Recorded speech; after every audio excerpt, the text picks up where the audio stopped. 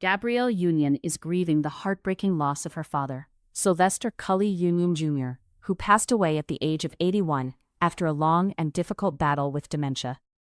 The 53-year-old actress shared the devastating news through a deeply emotional tribute on social media, opening up about the pain, the memories, and the profound impact her father had on her life. In her message, she remembered him not as a perfect man, but as something even more meaningful, a perfectly imperfect man and father, whose presence filled rooms with warmth, laughter, and an unmistakable sense of connection that drew people toward him.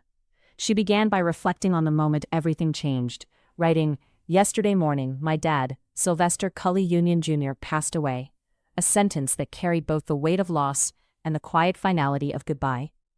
Alongside that, she expressed a truth that many families who have faced similar battles understand all too well, admitting that no matter how much you think you understand dementia, nothing can truly prepare you for the slow, painful unraveling of someone you love.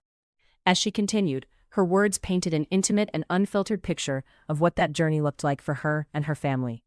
She described how the disease didn't arrive all at once, but instead crept in gradually, almost subtly at first, before taking hold in a way that felt sudden and overwhelming. "First, it's repeating words or forgetting little things here or there," she explained, capturing those early signs that are often brushed off or misunderstood. Moments that seem small until they begin to form a pattern. Then, as she described it, everything shifts in an instant. Then, boom, he can't swallow or walk. That sharp contrast between the early stages and the later realities of the illness highlighted just how cruel and unpredictable dementia can be. It wasn't just about memory loss, it was about the steady erosion of independence, identity, and the essence of the person she had always known.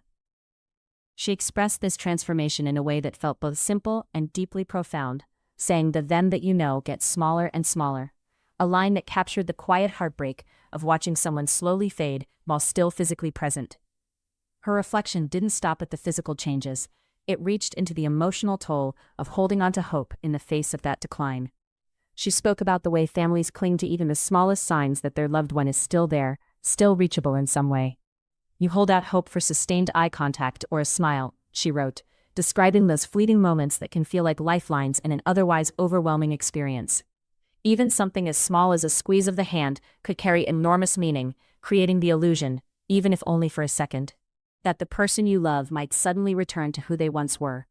"Even a hand squeeze can make you feel like they could come back to you normal at any second," she added, revealing the emotional tug-of-war between acceptance and hope that defines so much of the caregiving experience.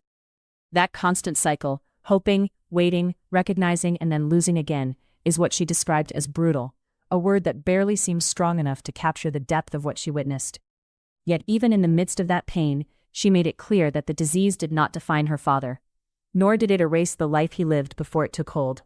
"It's brutal, but it wasn't who he was," she wrote, drawing a clear line between the man she knew and loved and the illness that changed him.